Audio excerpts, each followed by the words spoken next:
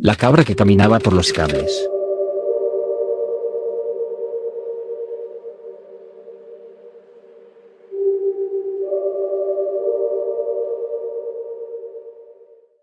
Hola gato macabro. Quiero contarte algo que viví hace unos meses y que todavía me cuesta poner en palabras. No es fácil explicar lo que vi. Y mucho menos convencerse a otros de que fue real. Trabajo como repartidor en un pequeño pueblo de El Salvador. No es raro que me toque conducir de madrugada por caminos solitarios. Aquella noche, eran las 2 de la mañana. La carretera serpenteaba entre casas aisladas y maleza alta. No había nadie más.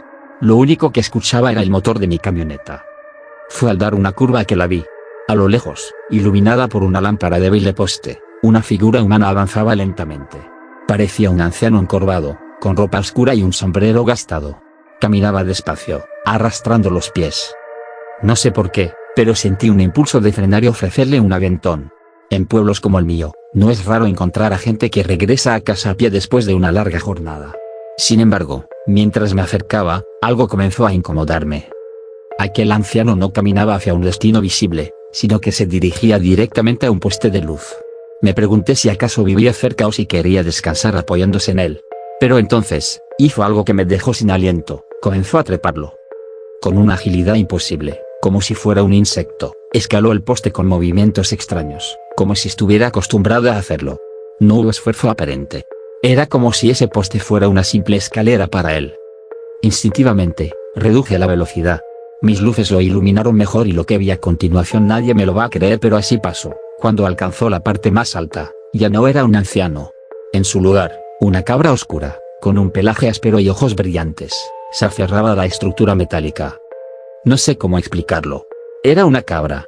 Pero su mirada no era la de un animal. Había algo consciente y burlón en sus ojos. Me observó desde arriba como si supiera que yo no podría apartar la vista. Con pasos ágiles y seguros, la cabra se subió a los cables de luz. Caminaba sobre ellos como si fueran gruesas vigas, sin perder el equilibrio, dirigiéndose hacia el otro lado del río que atravesaba el pueblo. El aire estaba muerto, y lo único que podía escuchar era el eco distante del agua fluyendo bajo el puente. Mi respiración se volvió pesada. La luz de la luna apenas delineaba su figura, y su sombra se proyectaba sobre el agua como una mancha retorcida. Yo seguía detenido en medio del camino, con las luces de mi camioneta clavadas en ella, incapaz de reaccionar. Cuando llegó al otro extremo del cable, descendió con la misma facilidad con la que había subido. Y entonces, ante mis propios ojos, volvió a cambiar. Sus patas delgadas y su cuerpo recuperaron la forma de un anciano. Y se acomodó el sombrero como si nada, dio media vuelta y desapareció entre los árboles del sendero. Me quedé ahí, con las manos aferradas al volante, sintiendo como el corazón me golpeaba el pecho. No sé cuánto tiempo pasó antes de que pudiera moverme, pero cuando lo hice, aceleré sin mirar atrás. Durante el resto del camino, no pude dejar de pensar en lo que había visto. En El Salvador siempre hemos escuchado historias de nahuales y brujos capaces de tomar forma animal, pero una cosa es escucharlo, y otra muy distinta es verlo con tus propios ojos. Esa noche me quedé en la sala, con todas las luces encendidas, mirando hacia la calle por la ventana. Tenía miedo de que esa cabra, o lo que fuera, hubiera decidido seguirme. Según las historias, esos seres no toleran que los reconozcan. Si sienten que alguien descubrió su verdadera forma, pueden aparecer en tu casa. Y nunca con buenas intenciones. Desde entonces, evito ese camino. Prefiero dar una vuelta enorme antes que pasar por ahí en la noche. Sé que muchos no van a creerme, pero no me importa. Hasta aquí mi historia, gato macabro. Un saludo para ti y para toda la comunidad más macabra de internet. Cuídense, porque nunca saben que puede estar observándolos desde lo alto de un poste.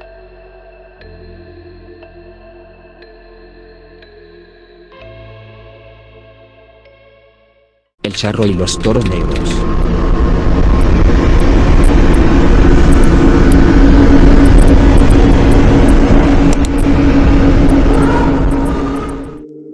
Hola gato macabro. Quiero contarte algo que viví hace muchos años. Era el año 2007. Yo vivía en un barrio tranquilo. Nuestra casa tenía un patio grande que daba directamente a la calle, separado solo por un portón de hierro. Desde ahí se podía ver todo lo que pasaba, incluso a buena distancia, porque en ese entonces no había tantas casas ni árboles tapando la vista. Aquella noche estaba profundamente dormido cuando de pronto me despertó una sensación incómoda. Esas ganas urgentes de levantarte a hacer del uno, como decíamos nosotros. Me puse unas sandalias, me sobé los ojos y salí al patio, medio encorvado por el frío de la madrugada.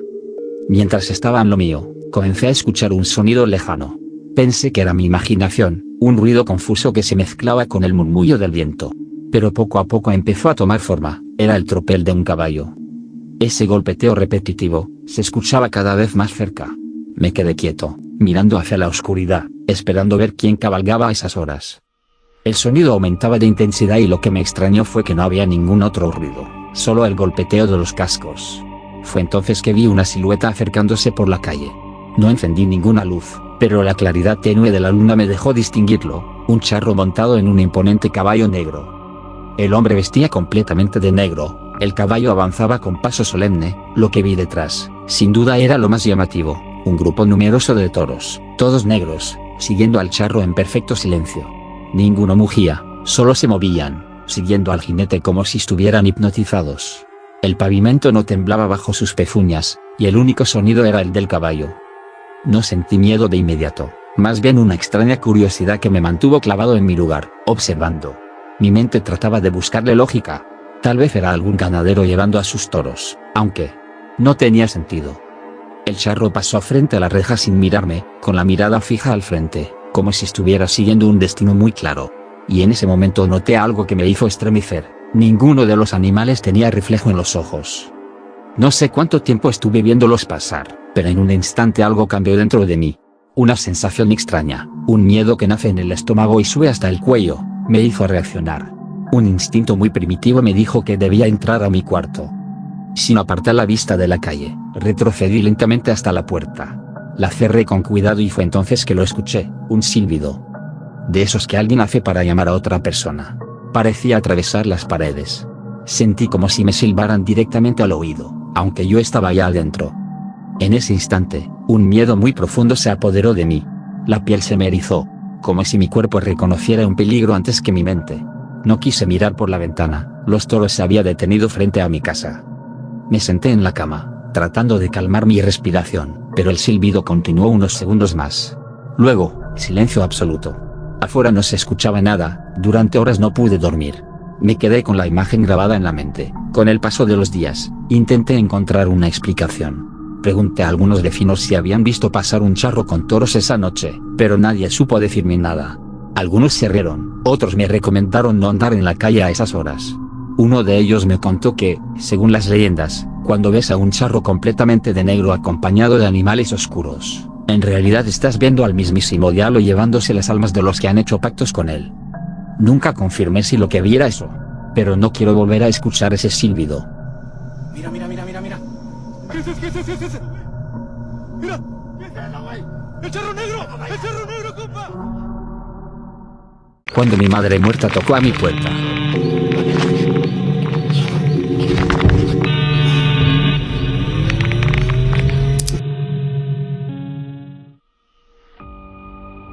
Hola, gato macabro. Vivo en Estados Unidos, al borde de un bosque de pinos, en la franja entre el norte de Arizona y el sur de Utah. Detrás de mi patio empieza la línea oscura del monte, aquí las casas están separadas, los vecinos quedan lejos, y a veces de noche aparecen algunos animales salvajes. Hace unos meses comenzaron a tocar mi puerta principal a la misma hora, entre las 3 y las 4 de la mañana. La primera vez pensé que quizá un conductor se había perdido en el camino de terracería. La segunda, me levanté y fui hasta la sala con las luces apagadas. Me quedé detrás de la cortina de la ventana que da directo a la entrada y, cuando los toques volvieron, no vi a nadie. Lo dejé pasar. 2 noches después, otra vez, 3 golpes, me acerqué a la ventana conteniendo la respiración. Nada. Solo el porche vacío. Instalé una cámara de seguridad apuntando a la puerta. Es de esas con sensor de movimiento y visión nocturna. Durante una semana no registró nada. Y entonces, una madrugada, me despertó el teléfono con una alerta, movimiento detectado. No me levanté en ese momento. Me quedé escuchando. Los golpes llegaron otra vez, 3 toques. Sentí que la sangre se me iba a los pies, porque ahora sabía que si la cámara había detectado algo, había alguien frente a mi casa. Cuando amaneció, preparé café, respiré hondo y abrí la app. El video duraba 20 segundos. Entró a cuadro una mujer. Se detuvo a menos de 1 metro, y tocó 3 veces. Tenía el cabello hasta los hombros, un suéter claro, hombros caídos. En cuanto vi su cara se me cerró la garganta. Era mi madre. Mi madre murió hace años. Pausé el video y lo volví a ver desde el principio. Mi madre de perfil, mi madre de espalda, mi madre con ese gesto específico de acomodarse el cabello detrás de la oreja. Pero había algo raro. Las rodillas, en el reflejo del vidrio, parecían doblarse en un ángulo paranormal. Apenas, pero se notaba. Cuando tocaba, le costara imitar el gesto. La cámara hizo un corte y, justo antes de finalizar, la mujer levantó la cara. La visión nocturna no permite ver bien los detalles, pero alcancé a distinguir que movía la boca, como si pronunciara mi nombre. No oí nada. Lo primero que pensé fue en una broma cruel.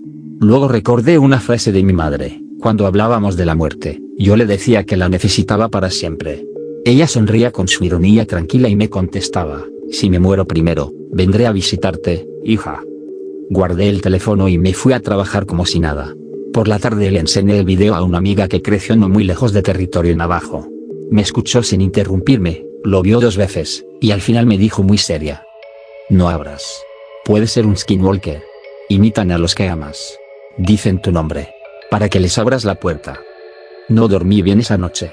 Y a las 3:09, los toques volvieron. 3 golpes, noté, una sombra donde nunca había sombra, un borde oscuro, pegado al marco, como si algo estuviera parado fuera del ángulo de la cámara. No quise mover la cortina. A la mañana siguiente, revisé la grabación. La cámara mostró a la misma mujer acercándose, casi igual que la vez anterior, pero ahora, por un segundo, la cara quedó frente al lente. En el pueblo muchos evitan hablar del tema. Algunos lo tratan como superstición, otros sueltan historias: si escuchas a alguien amado llamarte desde el monte, no vayas. Dicen los viejos de por aquí que el skinwalker aprende copiando. Que no tiene amor, solo memoria. Que usa las palabras de tus seres amados contra ti. Yo no sé si eso es verdad. Sé que amo a mi madre. Sé que ella me dijo una vez que vendría a visitarme si se iba primero. Y sé que hay cosas que uno no debe poner a prueba. Así que si vuelve a tocar, no abriré. Si me habla con una frase que solo ella usaba, me taparé los oídos. No porque no la quiera, sino porque, aquí, junto a este bosque, he aprendido algo: a veces el amor es cerrar la puerta.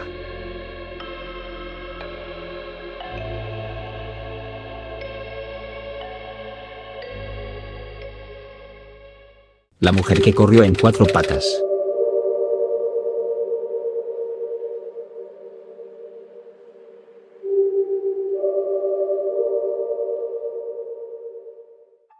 Hola, gato macabro. Te escribe Daniela. Esta historia me la contó mi abuela cuando yo era niña, y a ella se la contó su abuela, mi tatarabuela. En mi familia se habla de esto con respeto. Es algo que todos en aquel pueblo de Oaxaca creyeron ver a principios del siglo XX, cuando el camino todavía era de tierra y las noches se alumbraban con lámparas de petróleo. Mi tatarabuela creció en un caserío rodeado de milpas y monte. Las mujeres bordaban sus huipiles sentadas en la entrada, los hombres regresaban de la parcela con el machete al cinto, y los niños corrían detrás de un balón hecho de trapo. En el centro del pueblo había una iglesia de cantera verde, vieja, con un campanario angosto y una campana pesada. Dicen que en aquel tiempo la gente creía mucho en el nahual, en el tonal y en las brujas, ¿sabes? No era creencia para reírse. Cada persona tiene su animal que lo cuida, decía mi bisabuela, y hay quienes cambian de forma para el mal. Los tecolotes y las lechuzas no siempre son nomás pájaros, a veces traen rencores. La tarde del suceso fue una tarde normal. El sol caía lento sobre los magueyes. Mi tatarabuela, que entonces tendría 17, ayudó a su madre a colgar la ropa. Y así escuchaban, a lo lejos, los primeros trotes de los caballos de los hombres que volvían del campo. Mi hijo. Se escuchó de pronto, mi hijo. Oh. Salieron todos. Una mujer corría por la calle principal con el cabello suelto y la cara bañada en lágrimas. No gritaba auxilio. Gritaba mi hijo. Con un dolor que partía el pecho. Detrás de ella, algunos vecinos trataban de alcanzarla, confundidos, mirando por todas partes. Fue entonces que vieron algo que no entraba en la cabeza, una figura, pegada al suelo, a 4 patas. Y que llevaba un bulto colgando de la boca, un bulto fuertemente amarrado con mantas. Mi tatarabuela juró que al principio creyó ver una perrita grande. Pero no era un animal. Era una mujer. El cuerpo era humano, pero corría como bestia, el cabello le colgaba sucio hasta los hombros. El bulto, según contaron, gimoteó apenas una vez. Todos supieron que era el bebé de la madre que corría detrás. El pueblo entero se alborotó. Un hombre pidió que trajeran mechas y lámparas, otro más desmontó su caballo y lo ofreció a la madre. La mujer, casi sin voz, apenas pudo subirse. El caballo salió como flecha. Detrás, se fueron hombres con machetes, con palos, muchachos curiosos, mujeres que lloraban, niñas que no entendían pero corrían igual. La figura en 4 patas parecía más rápida. Se metió por veredas entre cafetales y huizaches, cruzó una zanja y siguió. Mi tatarabuela decía que los rezos comenzaron pronto. Justo Juez, hijo de la Virgen María. Murmuraban, San Miguel, defiéndenos. Otro vecino, de esos que lo saben todo, gritó, es bruja. Lleva criatura robada. La persecución fue larga. La figura cruzó el arroyo, trepó una loma, y de pronto, en vez de perderse en el monte, dio vuelta hacia el pueblo, como guiada por una idea, volvió al centro. La gente llegó detrás, jadeando, con linternas y ojos desorbitados. Iban llegando cuando la mujer en 4 patas llegó a la base de la torre y, sin dudar, comenzó a escalar. No agarraba piedras sólidas, se pegaba a la pared, arañándola. Subía como araña gorda. El bulto colgaba de su boca. En el atrio, los que tenían armas apuntaron, pero temblaban. No le peguen al niño, gritó la madre, con voz quebrada. Arriba, casi llegando a la cornisa, el cuerpo de la mujer cambió. Se escuchó un crujido de carne y un chillido como metal raspado. Donde había una mujer aparecieron 2 alas negras, largas. No era una lechuza normal. Era más grande. El vecino apretó el gatillo. La bala pegó en un ala. Y se escuchó el graznido más horrible que alguien haya oído y, al mismo tiempo, el bulto cayó, golpeando la pared. La madre corrió, el bulto rebotó en el piso del atrio.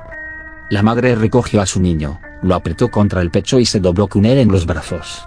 Un grupo la rodeó, y una partera que estaba ahí le tocó la frente al bebé, le besó la boca y le hizo una oración corta. Jesús, María y José. Arriba, la criatura abrió las alas torcidas y desapareció hacia el monte.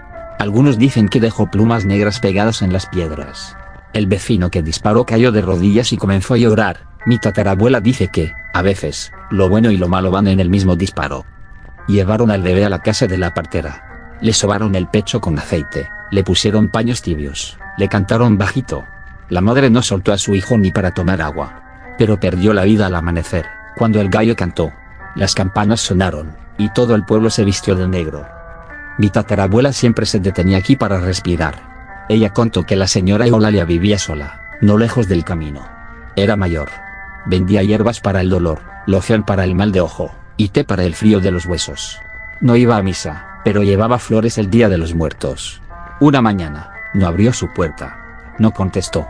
Se tumbó la puerta. Y adentro, había una mesa con botellas verdes y un crucifijo sin Cristo.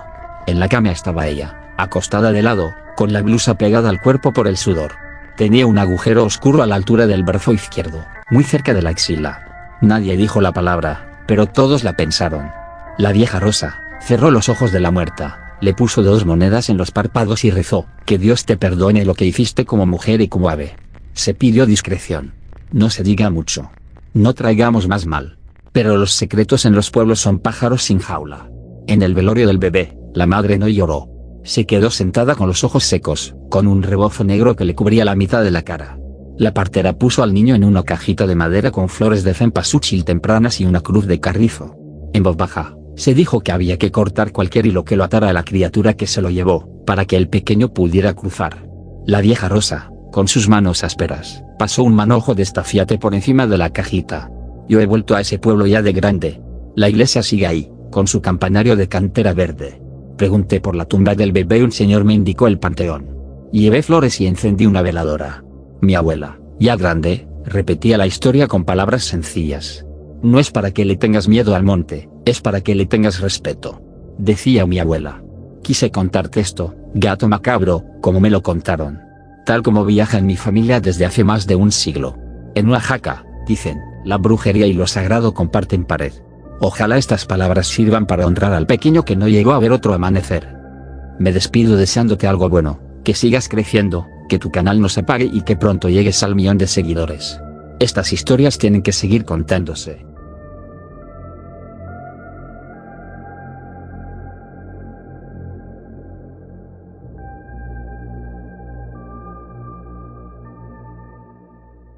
Operación Alas Negras, la gárgola de Chihuahua.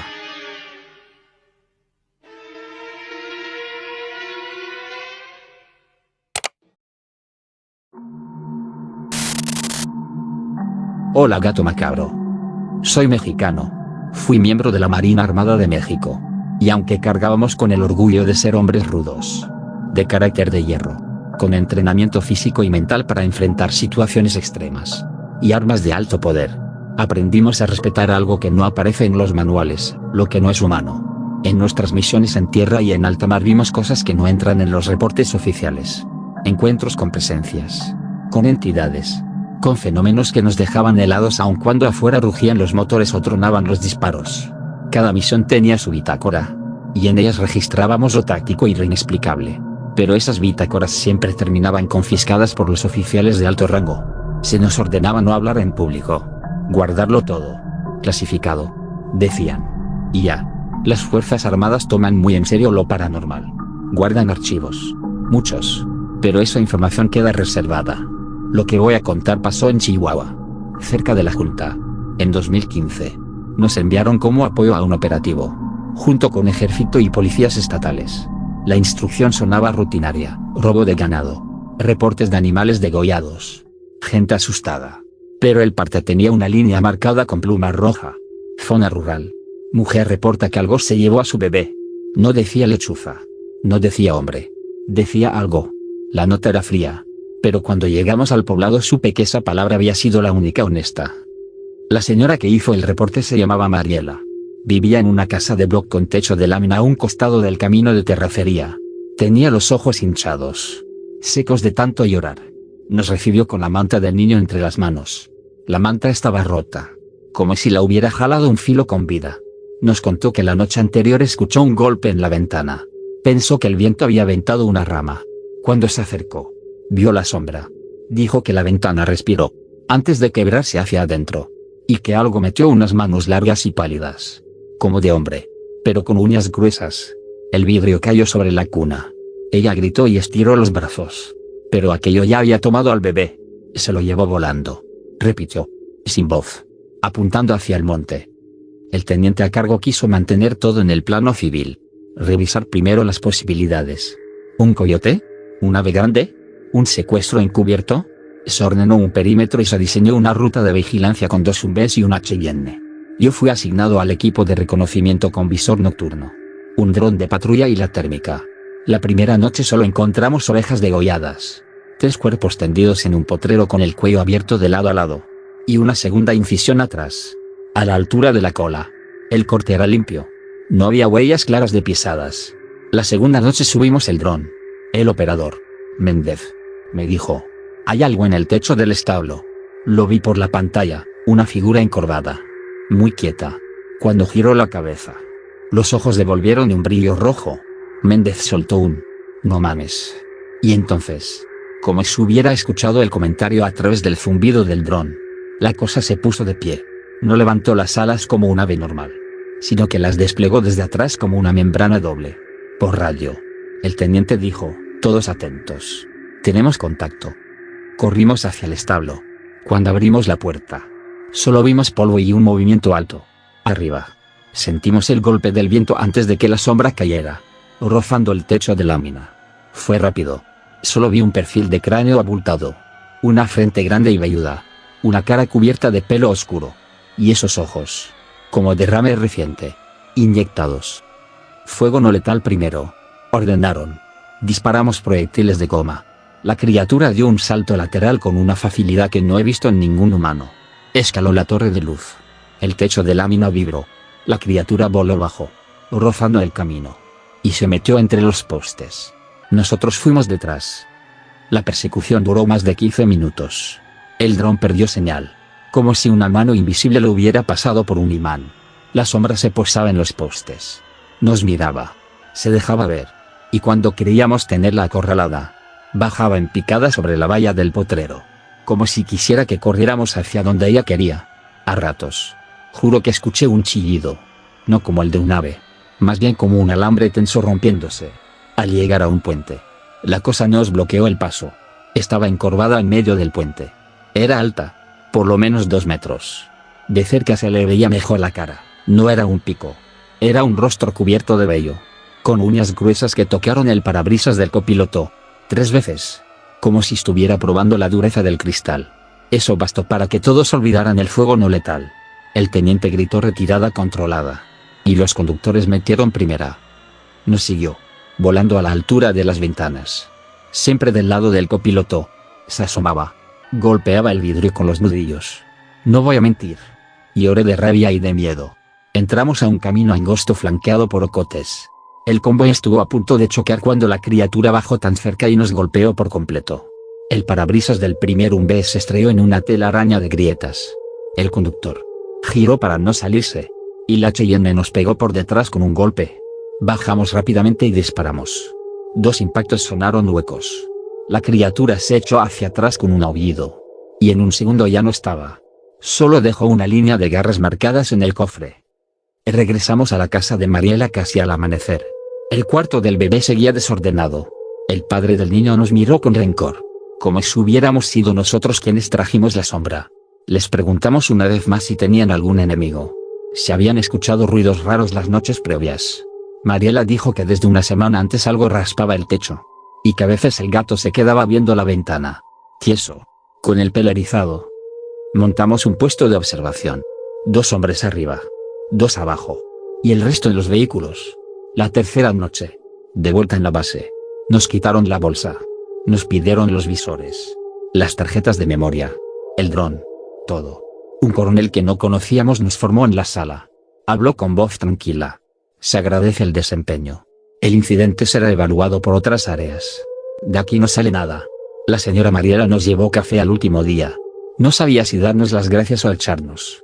Nunca recuperamos al niño. El acta quedó como desaparición. Y el resto, sellado. Nos trasladaron a otra zona. Y el parte oficial habló de delincuencia organizada. De falsas alarmas vecinales. A nosotros nos dieron pase de salida por 2 días. Y cuando regresamos, todo lo relacionado con el operativo ya estaba bajo llave. Yo sé que suena imposible. Sé que para muchos fui un soldado cansado y sugestionable. Pero a mí no me interesa convencer a nadie. Lo que vimos en Chihuahua no era un ave. Ni era un hombre disfrazado. A veces, pienso en las bitácoras. En las bolsas que se llevó el coronel. En los informes que se quedan guardados para que el mundo camine derecho. Y acepto que tal vez es mejor así. Porque si se supiera todo lo que hemos visto, la gente no dormiría. No viajaría de noche. No dejaría a sus niños cerca de una ventana. No quiero que nadie me pregunte nombres ni grados. No busco fama ni historias repetidas. Solo quise dejar esto en tu canal. Gato. Porque aquí la gente escucha. Sin reírse. Y porque alguien, allá afuera, tal vez necesita saber que no está loco. Si alguna vez te pasa, entra a tu casa. Cierra bien. Y reza si crees en algo. Y si no, al menos recuerda que nosotros, armados y entrenados, también corrimos. Así termina mi historia. Quiero mantenerme anónimo y mando saludo a tu comunidad.